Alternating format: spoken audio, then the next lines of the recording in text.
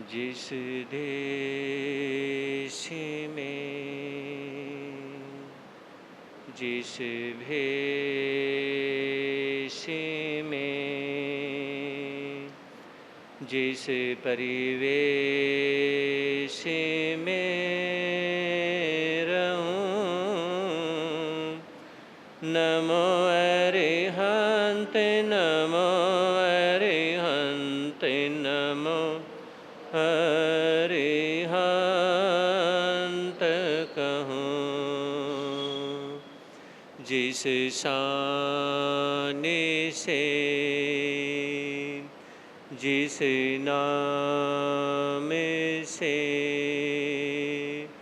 जिस जान में रहूं, नमो अरिहंत नमो अरिहंत नमो अरिहंत कहूँ।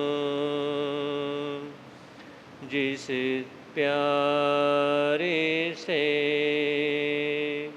जिस ख्वारी से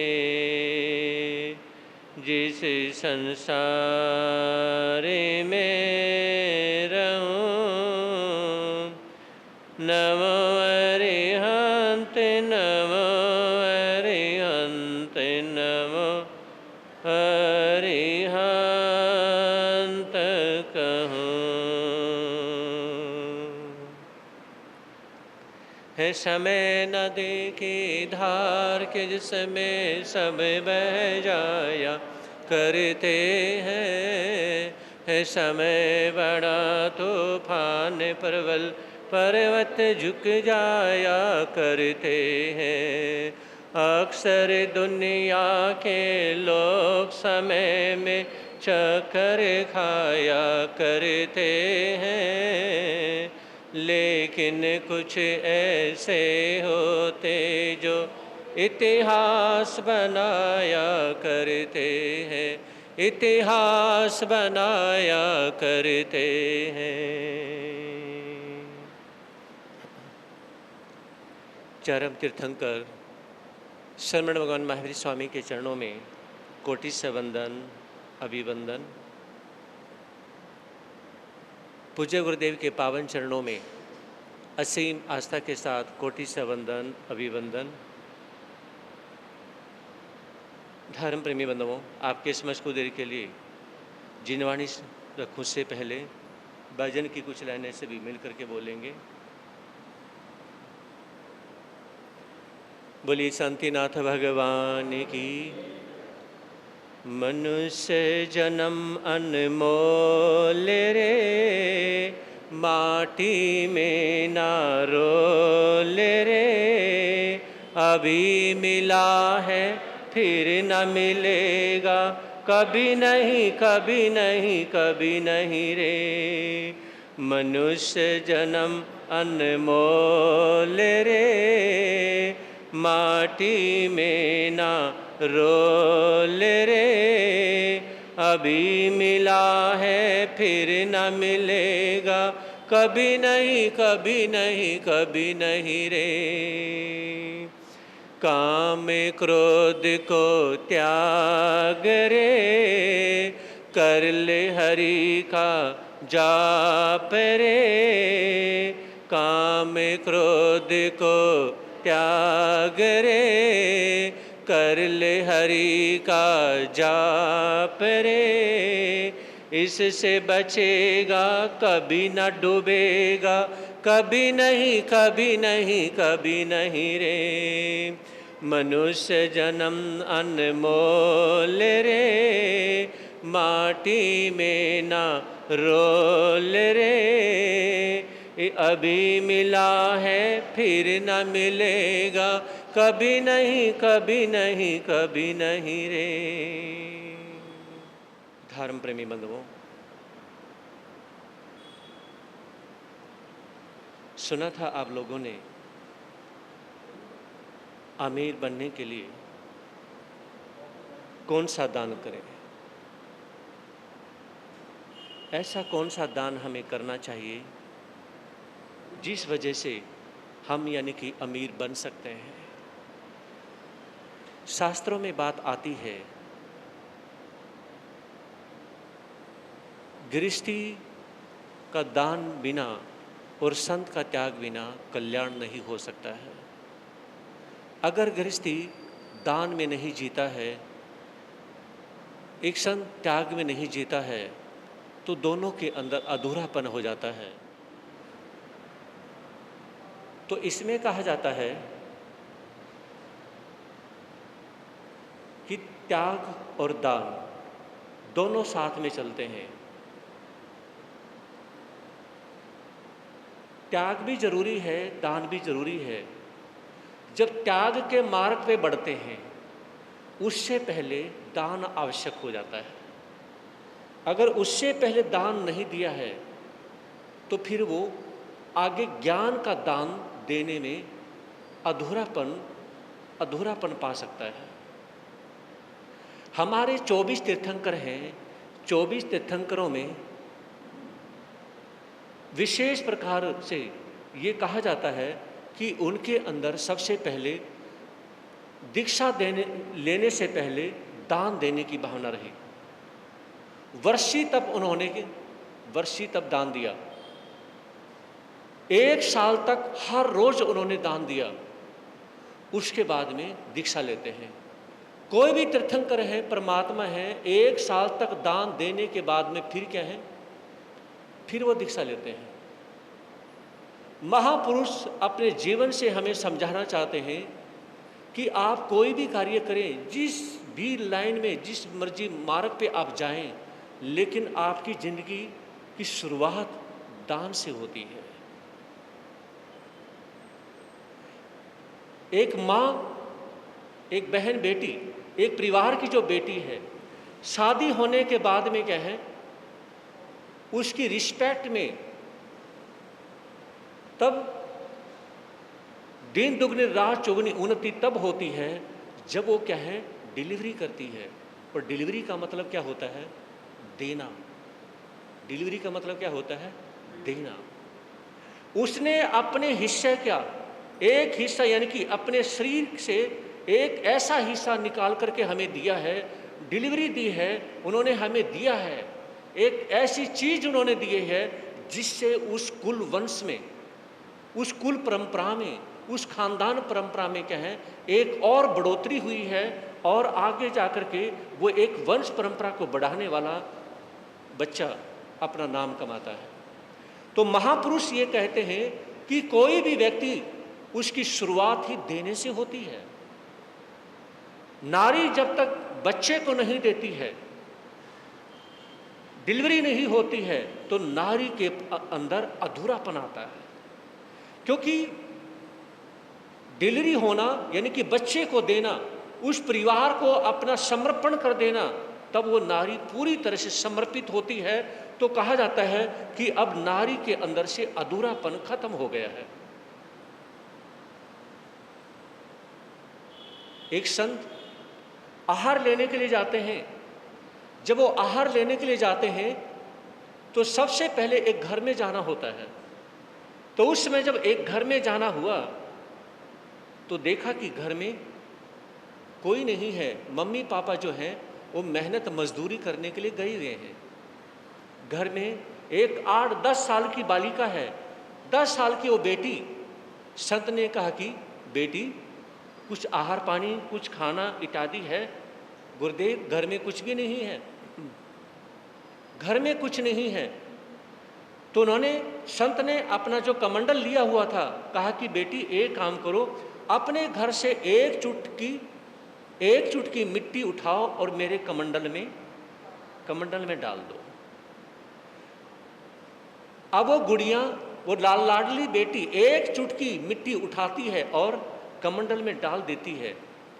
जो संत के साथ में 1-2 भाई जो साथ में चल रहे थे वो चलते हैं, और जब वहाँ से थोड़ी दूर आने के बाद में एक भाई का जो घर बन रहा था, और संत अपना कमंडल उल्टा कर देते हैं, उसमें जो मिट्टी थी वो वहाँ पे डाल देते हैं। साथ में चलने वाले भाई जो थे उन्होंने कहा कि गुरुदेव ये क्या कर दिया?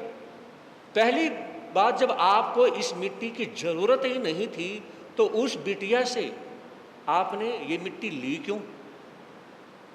और जब ले ही ली थी तो इसे आप अपने आश्रम में भी डाल सकते थे। जो आपका आश्रम बना हुआ है, आपको डालना ही था तो वहां डाल देते। तो संत ने कहा, मैंने उस गुड़िया से मिट्टी इसलिए ली ताकि उस छोटी सी बेटी के अंदर ये एहसास ना हो कि हम अपने घर से कुछ भी नहीं दे सकते, हम अपने घर से कुछ भी नहीं दे सकते। और जिसके अंदर ये भावना आ गई तो वो अंदर से क्या है, कभी दान देने की भावना उसके अंदर पैदा नहीं हो पाएगी। मैं नहीं चाहता कि इस बेटी के अंदर से संस्कार, दान देने की भावना हमेशा के लिए मर जाए, मैं नहीं चाहता हूँ। इसलिए मैंने इससे एक चुटकी मिट्टी इसलिए ली ताकि ये भी विचार करे, हम अपने घर से और कुछ नहीं, मिट्टी तो दे सकते हैं, क्या मिट्टी तो दे सकते हैं। और फिर रही रास्ते में डालने वाली बात, जिसका मकान बन रहा है यहाँ पर मेरी दुआएं, मेरे आशीर्वाद है। ये एक जरा सी एक चुटकी मिट्टी जिस बालिका ने अपनी श्रद्धा से, अपने प्यार से, अपनी भावना से दी है, तो मेरा ये है कि उस बालिका की भावना इस मिट्टी में है।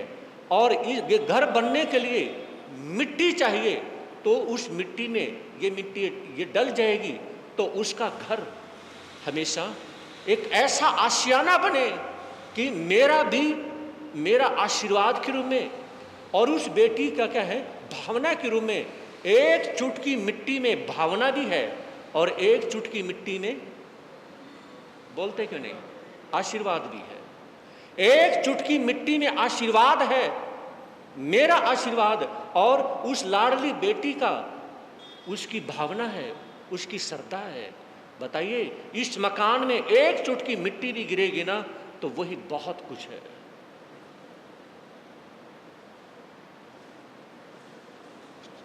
चाइना में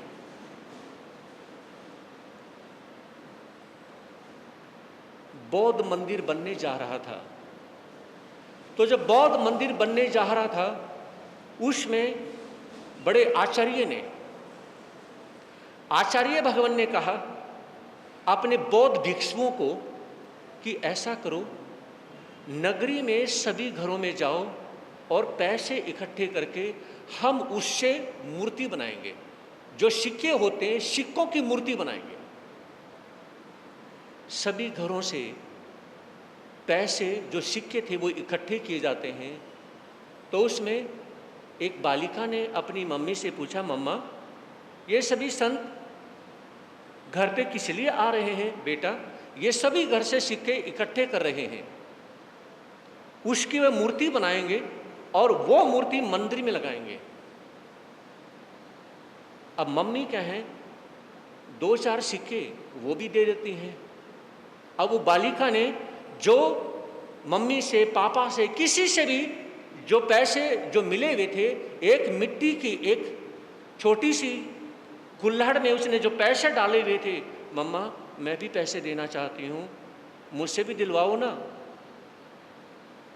अब ठीक है बेटा, आप भी दे दो। अब वो अपने उस कुल्हड़ में से उल्टा करके एक सिक्का निकालती है और पीछे पीछे भाग करके उन संतों को देती है, गुरुदेव मेरा भी सिक्का ले लो। नहीं बेटा, आप रहने दो, आप यूज कर लेना, आप कोई भी चीज़ खानी है वो खा लेना। नहीं गुरुदेव, मुझे भी अपना सिक्का देना, प्लीज ले लो ना। तो उन संतों ने मना कर दिया, बेटा आप छोटी बेटी हो, हमने आपके घर से सिक्के ले लिए हैं, आप रहने दो। नहीं, मैं देना चाहती हूँ। संतों ने मना कर दिया, नहीं लिया। तो सभी जो सिक्के इकट्ठे कर, काफ़ी सिक्के इकट्ठे हो जाते हैं और इकट्ठे होने के बाद में जब वो सिक्कों की जब मूर्ति बनाई जाती है, मूर्ति बहुत अच्छी बनती है, लेकिन उसका जो मस्तक था वो खराब हो जाता है। बहुत प्रयास किया, बहुत प्रयास करने के बाद में भी जब मूर्ति अच्छी नहीं बनी तो आचार्य भगवान टेंशन में हुए। उन्होंने बौद्ध भिक्षुओं से, अपने शिष्यों से पूछा कि मुझे ये बताएं, शुरू से लेकर आखिर तक कहानी बताएं, कहाँ से लेना शुरू किया था, किस किस ने पैसे दिए और कैसा क्या रहा। तो इस तरह से जब कर्म से वो कहानी उन्होंने बतानी शुरू की तो वो उस बालिका की बात भी आती है, उसकी कहानी भी आती है कि उस बालिका ने भी एक सिक्का देना चाहा था, हमने मना कर दिया था, कहा कि जाओ इसी में उसका सिक्का लेके आओ। वो जाते हैं, बौद्ध भिक्षु जाते हैं और उस बालिका से कहने लगे कि बेटी आप अपना सिक्का जरूर दें और हम आपसे माफ़ी मांगते हैं कि हमने आपका सिक्का नहीं लिया। संतों ने उस बालिका से माफ़ी मांगी कि बेटा हमसे गलती होगी, माफ़ तो करोगी ना? कोई बात नहीं गुरुदेव, माफ़ी की कोई बात नहीं, आप गुरु हैं, मेरा भी सिक्का ले जाओ। जैसे ही सिक्का लिया वो गुड़िया खुशी के मारे उछलती है, मेरा भी सिक्का गुरुदेव ने ले लिया, मेरा भी सिक्का ले लिया। और जब मूर्ति बनाई जाती है उसका मस्तक बहुत सुंदर बनता है। तो आचार्य ने अपने शिष्यों को कहा कि देखो उस बालिका की श्रद्धा में कितनी ताकत है कि भगवान का मस्तक भी नहीं बनने दिया। भगवान का मस्तक इसलिए नहीं अच्छा बना क्योंकि बालिका का सिक्का नहीं लिया गया था। इसलिए यह कहा जाता है एक छोटे से बालक की भावना बहुत ज़्यादा गूढ़ होती है। एक परिवार आता है, मैंने उस परिवार के बच्चे को 2 टॉफ़ी देने की कोशिश की कि आप टॉफ़ी ले लें। उसने 1 टॉफ़ी ली और दूसरी टॉफ़ी छोड़ दी। मैंने दूसरी देने की कोशिश, उसने नहीं ली। तो उसके मम्मी पापा कहने लगे गुरुदेव ये दूसरी टॉफ़ी लेगा ही नहीं, चाहे कोई भी दे, ये 1 ही टॉफ़ी लेगा। मैंने कहा ऐसा क्यों? हमने बचपन से इसके अंदर संस्कार डाले दिए हैं कि कहीं से भी आपको चीज़ लेनी है तो 1 ही चीज़ लेनी है, दूसरी नहीं लेनी। मैंने खूब बनाया, खूब कोशिश की, बच्चे ने 1 टॉफ़ी ली, दूसरी टॉफ़ी ली ही नहीं कि नहीं मैं लेता ही नहीं हूँ। तो ये कहा जाता है भगवान भी क्या है, भगवान भी यानी कि तब संन्यास ग्रहण करते हैं जब 1 साल तक वो वर्षी दान दे देते हैं। और जिसमें भगवान महावीर को केवल ज्ञान के दर्शन की प्राप्ति हुई, तो उसमें जब उन्होंने प्रवचन कथा इत्यादि करनी शुरू की तो उन्होंने फरमाया कि श्रावक के लिए फरमाया, श्रावक को एक दूसरा नाम दिया है सार्थवाह। कौन सा नाम दिया है? सार्थवाह नाम दिया है। सार्थवाह वो श्रावक होते हैं जो समाज के अंदर गरीब परिवार होते हैं तो गरीब परिवार को अपने साथ में जोड़ते हैं। वो कहते हैं कि आप मेरे साथ में लग के बिजनेस करो, मैं आपका बिजनेस करवाता हूँ, आपको लॉस की नहीं सोचनी, आपको प्रॉफिट की सोचनी है। लॉस होता है वो मैं अपने आप संभालूंगा और प्रॉफिट होता है तो वो आपको मिलेगा, आपको लॉस नहीं मिलेगा, आप मेरे साथ में काम करिए। तो ऐसे श्रावक भगवान महावीर के समय में पहले हुआ करते जो गरीब परिवारों को क्या है अपने साथ में इसलिए जोड़ लिया करते कि इनकी भी रोजी रोटी हो जाएगी, है ना। तो ऐसे सार्थवाह होते थे उसमें, लेकिन आज के समय में ऐसे श्रावक होते जा रहे हैं, दूसरे का बिजनेस कैसे ख़त्म करना है ये विचार करते हैं, दूसरे का बिजनेस कैसे ख़त्म करता है ये विचार करते जा रहे हैं। तो महापुरुषों ने कहा कि आप दूसरे का घर बसाने की कोशिश करें तो बहुत अच्छा है। एक बार जब यानी कि वर्ल्ड कप जीतना था, तो वर्ल्ड कप जीतना था उस समय महेंद्र सिंह धोनी जो कैप्टन थे, तो उनसे पहले जो खिलाड़ी खेल रहे थे ना, उनसे पहले जो खिलाड़ी खेल रहे थे तो उनका यानी कि अर्धशतक बनने में अभी सिर्फ 2 रन बाकी थे और 5-7 रन बनाने थे। चाहते तो महेंद्र सिंह धोनी बना सकते थे, लेकिन उन्हें सिंगल लेकर के उस खिलाड़ी को आगे किया, आप अपना अर्धशतक बनाइए, आप अपना अर्धशतक बनाए। तो उसमें यानी कि उसका अर्धशतक बनने के बाद में अर्धशतक बनने की इतनी खुशी नहीं हुई जितनी महेंद्र सिंह धोनी अपने ही कैप्टन जिन्होंने आगे किया और उन्होंने जो सहानुभूति और जो प्यार अपनापन दिखाया, कहा कि आप आगे आए। समझ रहे मेरी बात को? तो जो किसी को आगे करता है, तो जो आगे करते हैं ना वो लोग हमेशा आगे हो जाते हैं। आप किसी को आगे लाने की कोशिश करें, ऐसे लोग बहुत मिलते हैं जो किसी को पीछे धकेल देते हैं। और संतों का हमेशा ये प्रयास होता है कि हाथ पकड़ के हर किसी को वो आगे लाने की कोशिश करते हैं। तो धर्म प्रेमी बंधुओं, देखिए उन मर्यादा पुरुषोत्तम भगवान श्री राम चाहते तो राज भोग सकते थे, लेकिन राज भोगने के बाद भी, यानी कि उनके मन में विचार आता है सब कुछ मिलने के बाद भी कि नहीं, 14 साल का वनवास किया तो भगवा वस्त्र धारण किए। कौन से? भगवा वस्त्र धारण करना उन्होंने स्वीकार कर लिया, लेकिन राजमहलों में रहना स्वीकार नहीं किया। तो ये कहा जाता है कि ऐसे, यानी कि परमात्मा ऐसे भगवान जिन्होंने पब्लिक में अच्छा संदेश देने के लिए, परिवार को टूटने से बचाने के लिए भगवा वस्त्र धारण कर लिया, 14 साल तक यानी कि जंगलों में रहना कबूल कर लिया, लेकिन राजपाट कबूल नहीं किया। तो धर्म प्रेमी बंधुओं, ये विचार करना, हमें विचार करना चाहिए कि हम कहें आगे लाने की कोशिश करें, और दान हमेशा कहें। गृहस्थी के लिए कहा जाता है कि जो गृहस्थी दान में जीता है तो वो कहें अपनी आत्मा को पवित्र करता है।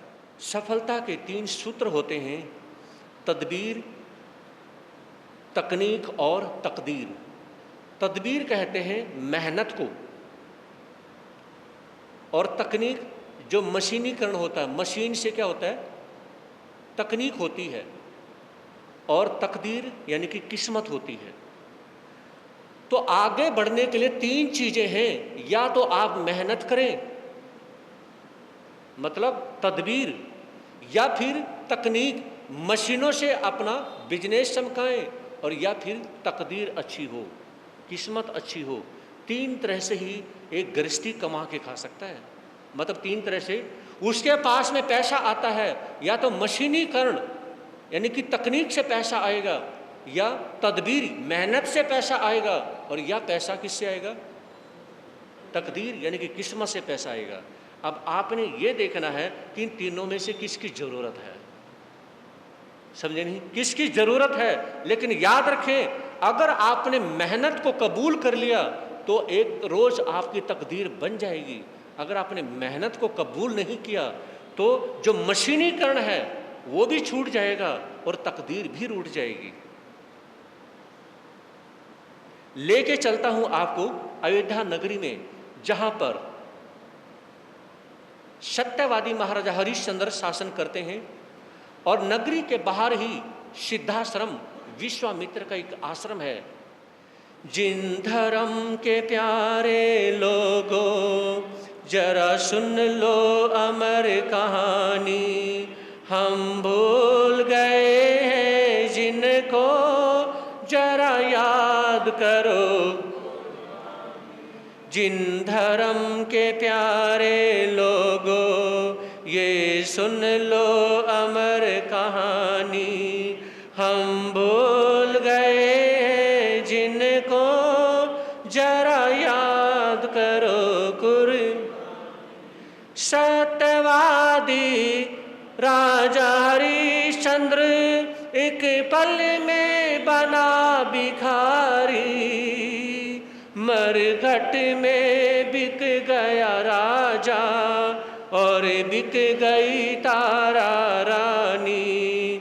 सत्यवादी राजा हरिश्चंद्र एक पल में बना भिखारी, मरघट में बिक गया राजा और बिक गई तारा रानी।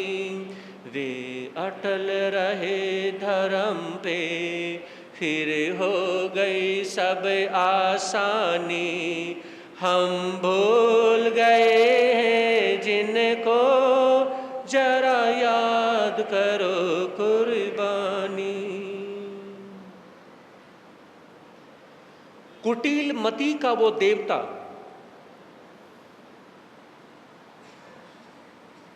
वो आते हैं कहाँ पर, अयोध्या नगरी में।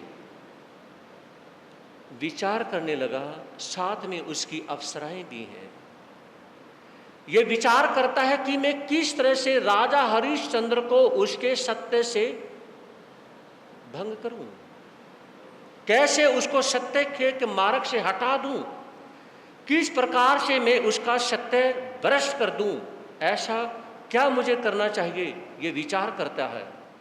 अगर कष्ट दूं इंद्र कुपित हो, बड़ी समस्या अड़ती है। क्या कुछ करूं बुद्धि के पथ में, समझ नहीं कुछ पड़ती है। आखिर चिंतन करते करते मार्ग एक स्मृति पथ आया।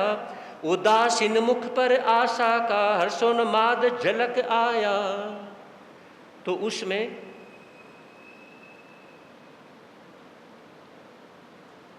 जो सिद्धाश्रम बना हुआ था नगरी के बाहर, सिद्धाश्रम में उसके अंदर बहुत काफ़ी आम के पेड़ लगे हुए थे और काफ़ी बड़ा बगीचा, बहुत सारे फूल इत्यादि लगाए हुए थे।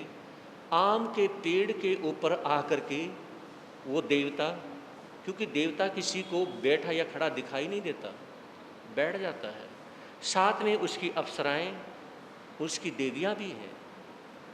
विचार करता है कि मैं ऐसे कौन से गलत मुहूर्त में वहां से निकल पड़ा, जिस वजह से मेरा दिमाग ही नहीं काम कर रहा है। तो ऐसा विचार करते हैं। विचार करते करते मन में एक बात आई, अगर मैं राजा हरिश्चंद्र को कष्ट देता हूं, परेशान करता हूं, प्रताड़ित करता हूं, तो मुझे इंद्र देवता बहुत बड़ा दंड दे सकते हैं। तो ये मैं नहीं कर सकता हूं। इस तरह से उसके मन में जब ये बात आती है, और फिर क्या हुआ, विचार करने लगा कि इसका मतलब मैं क्या नहीं कर सकता, उसको सता भी नहीं सकता। तो मन में जब ये बात आती है कि सताया नहीं जा सकता है, फिर विचार करने लगा कि ऐसा मुझे कौन सा कार्य करना चाहिए जिसके बलबूते पर यानी कि काम भी हो जाए और कोई परेशानी भी खड़ी ना हो। तो खुशी के मारे उछलने लगता है आम के पेड़ के ऊपर, और वो खुशी के मारे उछलता है और अप्सराएं देवियां अपना मत्था ठोकती हैं, क्योंकि उनकी धार्मिक प्रवृत्ति है।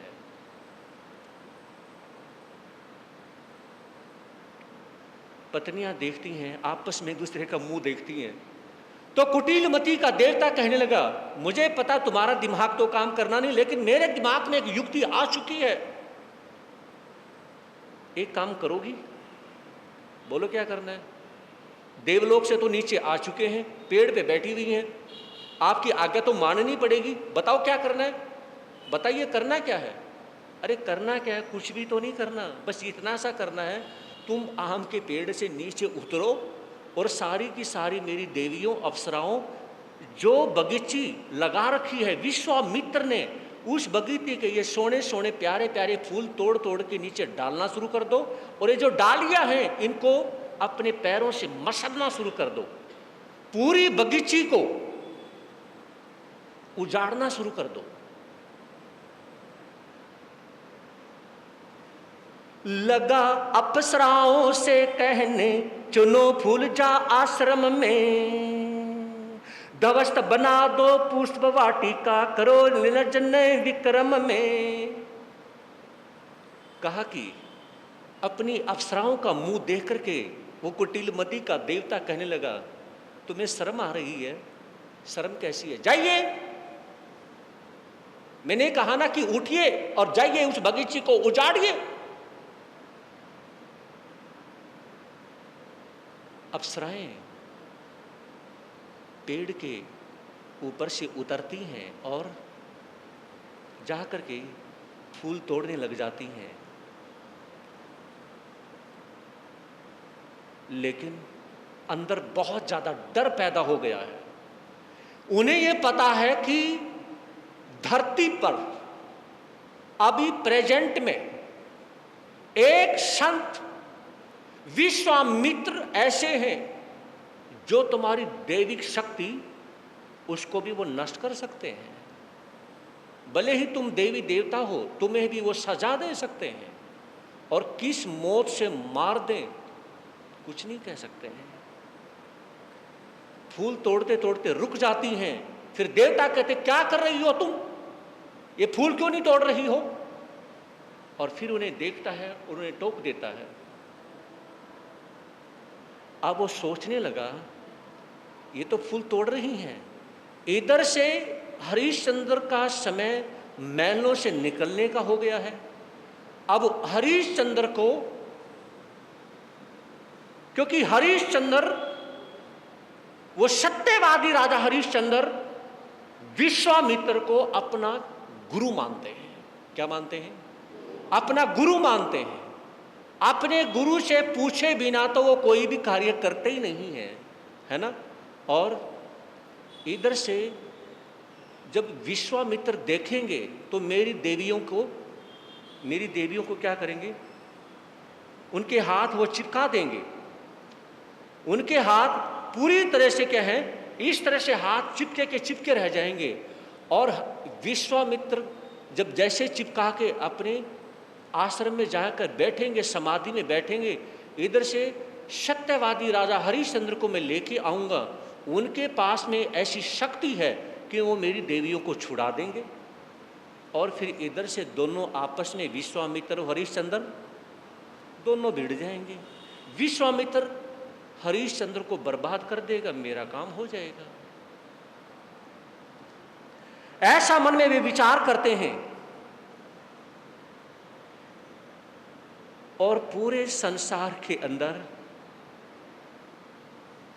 दो संत ऐसे हुए हैं, कैसे? जिनका आक्रोश, जिनका गुस्सा पूरे ब्रह्मांड में फेमस था। एक का नाम तो मैंने बता दिया, दूसरे परशुराम जी। दो ऐसे हैं, परशुराम और विश्वामित्र, दो जग जाहिर। तो इसमें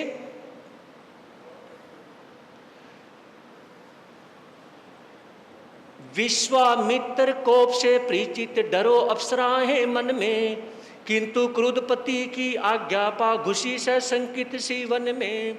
पुष्प वाटिका से चुन चुन कर फूल तोड़ती जाती हैं, भरमर वृंद को मदहास्य के साथ उड़ाती जाती हैं। पति की आज्ञा में तन चलता किंतु न मन है विश्वासी, दुनिया की मक्कारी से है दिल में उथल पुथल खासी। यहां पे फरमाया कि विश्वामित्र के गुस्से के कारण वो डर भी रही हैं लेकिन कार्य कर भी रही हैं। क्योंकि मन में एक विचार आता है कि अगर पति की बात नहीं मानेंगी तो मरेंगी, और मानेंगी तो भी मरेंगी। इधर कुआं है और इधर खाई है, क्यों नहीं पति की बात मान के ही मर जाती हैं, है ना। इनकी बात मान लेती हैं, मरना तो है ही। या तो पति की बात नहीं मानेगी तो ये हमें मार देगा, और इनकी मानेंगे तो इधर से विश्वामित्र वो मार देंगे। कोई बात नहीं, जिंदगी जैसी है देखी जाएगी। तो कहा कि यहां पर पत्नी को कभी वो कार्य नहीं करना चाहिए जिस कार्य में पाप छुपा हुआ हो। समझ रहे?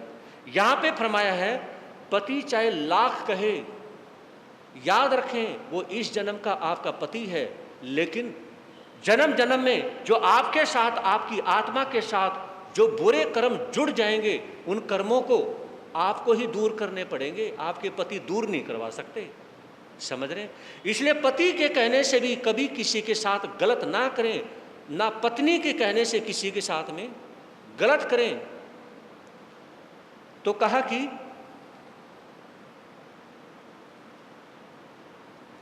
इधर से जैसे ही प्राणायाम, आप जो टीवी पे जो चैनल आते हैं, रामदेव का कौन सा चैनल आता है आपको पता होगा, मुझे तो नहीं पता, उस पे यानी कि प्राणायाम इत्यादि क्या है वो करते हैं। तो विश्वामित्र के शिष्य आते हैं और देखते हैं, वो कहने लगे ये तुम क्या कर रही हो, तुम हमारी बगीचे को क्यों उजाड़ रही हो। तो उसमें देवियां कहने लगी कैसा आश्रम कौन यहाँ तुम स्वतः जमाने वाले हो, क्रीड़ा करती है स्वतंत्र हम कौन रोकने वाले हो, कौन आप जो नहीं जानती इस आश्रम की गरिमा को, मुनिवर विश्वामित्र में तुम जान रहे सब महिमा को। तो उसमें देवियाँ कहने लगी, किसका आश्रम हमें नहीं पता, हम नहीं जानती कौन विश्वामित्र हैं। जो विश्वामित्र के शिष्य आते हैं उन्हें टोकते हैं, रोकने का प्रयास करते हैं। तो उसमें वो देवियाँ कहने लगी, तुम हमारे पास क्या कर रहे हो, तुम्हें क्या जरूरत है हमारे पास आने की, और हमसे बात करने की ज़रूरत क्या है, जाइए यहाँ से, हमने जो करना हुआ हम करेंगी। और हम नहीं जानते किसी विश्वामित्र को, विश्वामित्र कौन है कैसे हमें नहीं पता है, और आप हमें बीच में रोके ना टोके ना। तो इस तरह से विश्वामित्र के शिष्यों के समझाने के बावजूद भी जब वो देवियाँ नहीं मानती हैं तो उसमें वो शिष्य चिल्लाते हुए गुरुदेव गुरुदेव गुरुदेव के कहते हुए चिल्लाते चिल्लाते यानी कि अपने गुरु के पास भागे हुए जाते हैं। तो उसमें क्या होता है, गुरुदेव ने पूछा, अरे बेटा तुम ऐसे चिल्ला क्यों रहे हो। गुरुदेव, जो आपके द्वारा जो बगीचा जो बगीची जो लगाई गई थी वो पूरी की पूरी उजाड़ दी गई है। कौन उजाड़ रहा है, किसकी हिम्मत है जो सिद्धाश्रम की बाउंड्री के अंदर घुस करके ऐसा कर सकता है। पता नहीं गुरुदेव कौन है, लेकिन कई जो हैं ऐसी नारियां हैं जो उजाड़ रही हैं, क्योंकि शिष्य नहीं जानते थे कि वो देवियां हैं। कौन आप हैं हमें रोकने वाले, बस चुप रहिएगा, जो कुछ करना है खुशी से व्यर्थ न मुख से कहिएगा। साधु होकर ममता का पास नहीं मन से छूटा, घर ही रहते तो अच्छा था मौन उपवन का टूटा। मुनि बनकर हम सुंदरियों से क्या बातें करने आए हो, आओ अपना काम करो क्यों आते बिना शर्माए हो। रूप माधुरी मत अप्सरा मुनि को लज्जित करती हैं, ना भी विलंबित श्वेत कुर्सी का देख देख कर हंसती हैं। तो उसमें विश्वामित्र वहाँ से उठते हैं और पूरे गुस्से में आते हैं, और उसमें यानी कि चिल्लाते हुए अलख निरंजन। देवियाँ कांप जाती हैं। जैसे ही बोला तो उसमें गुस्से से वो चिल्लाते हुए बोलते हैं, विश्वामित्र ये तुम क्या कर रही हो, अरे तुम इतना भी नहीं जानती हो कि ये सिद्धाश्रम किसका है, ये विश्वामित्र का आश्रम है, यहाँ पर ये सब तुम्हारा करने की हिम्मत कैसी हुई। तो देवियाँ कहने लगी,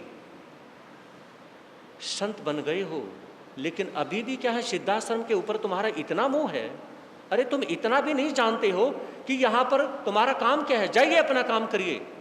तो विश्वामित्र जब पास में आके खड़े होते हैं, कहा कि मैं तुम्हें अबला समझ करके छोड़ रहा हूँ, मुझे पता है मेरे शिष्य तो नहीं समझ पाए, लेकिन तुम देवियाँ हो, और याद रखो मैं देवी देवताओं को भी सजा देना अच्छे से जानता हूँ।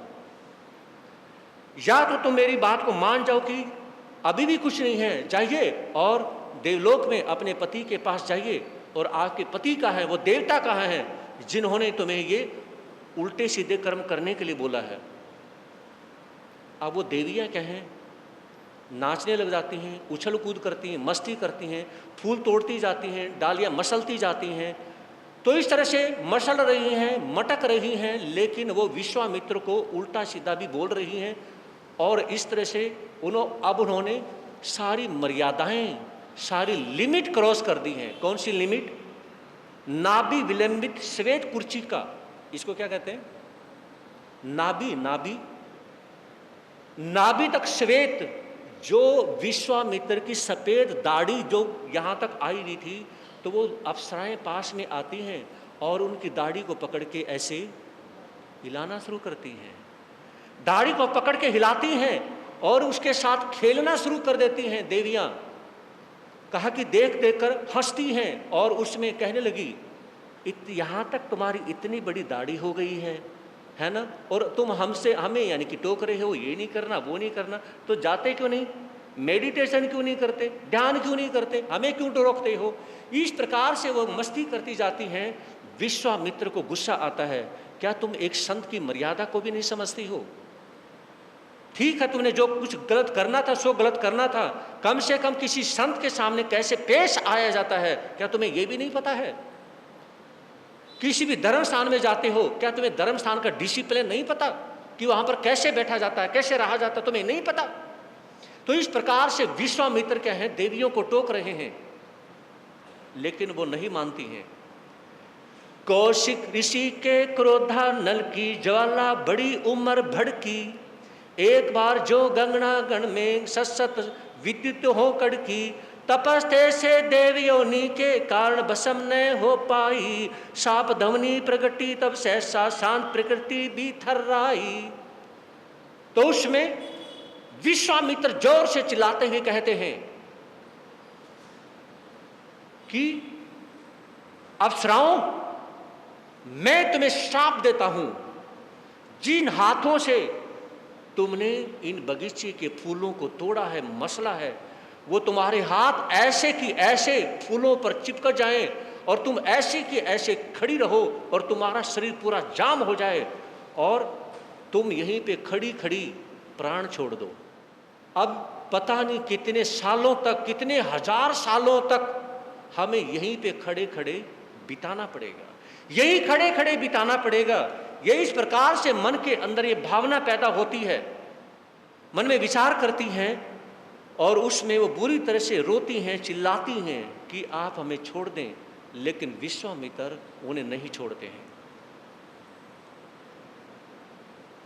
देवियां थी, इस वजह से क्या है, भस्म तो नहीं हो पाई, लेकिन हमेशा हमेशा के लिए वो चिपक जरूर जाती हैं।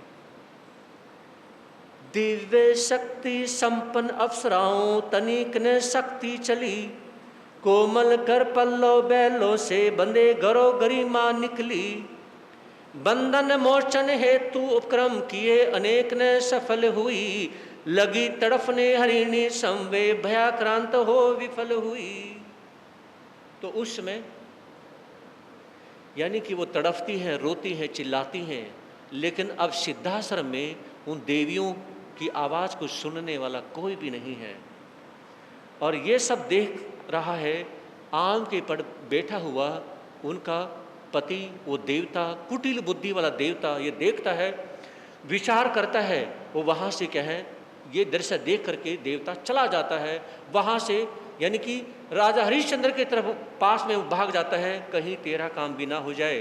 तो वो चले जाते हैं। अबलाओं की क्रंदन ध्वनि पर तरस नहीं कुछ भी आया, देख सफलता निज तब्बल की गरो अमित मन में छाया, राज मुकुट धन कंचना तजना सहज न कुछ भी जोर लगे, किंतु मान अपमान द्वंद में त्याग विराग तुरंत भगे, कोप और अभिमान उभय ने मुनि पद का समरस लूटा, अंतर में चिर रुद्राज सी वृत्ति स्रोत सहसा फूटा। तो उसमें विश्वामित्र उन्हें श्राप दे करके अपने आश्रम में आकर के बैठ जाते हैं, ध्यान लगाने की कोशिश करते हैं, ध्यान साधना मेडिटेशन सब योगाचार्य सब करने की कोशिश करते हैं, लेकिन उसमें मन नहीं लगता है, उसमें मन नहीं लगता है, उन्हें बहुत दुख होता है।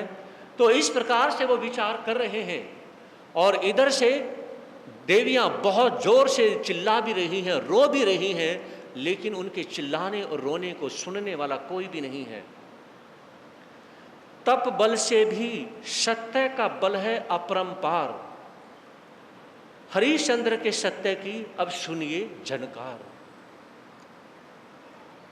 तो यहां पे आता है कि दो प्रकार की शक्ति इस संसार में सबसे बड़ी होती है। कौन सी शक्ति? एक तपस्या की शक्ति और दूसरी सत्य की शक्ति। जो यहाँ पर तपस्या कर रहे हैं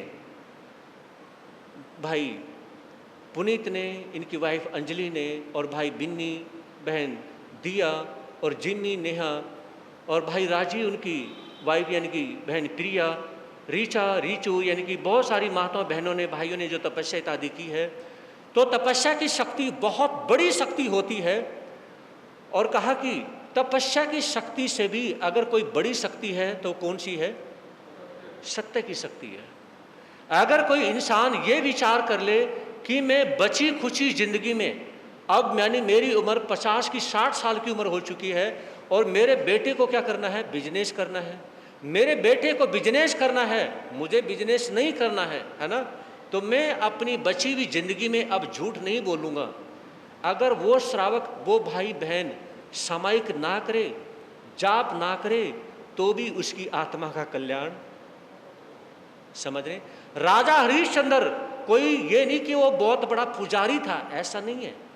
वो बहुत बड़ा सत्यवादी था, उसकी वजह से वो भगवान बन गया। तो यहाँ पे फरमाया जाता है कि तपस्या की शक्ति से सत्य की शक्ति बहुत बड़ी होती है।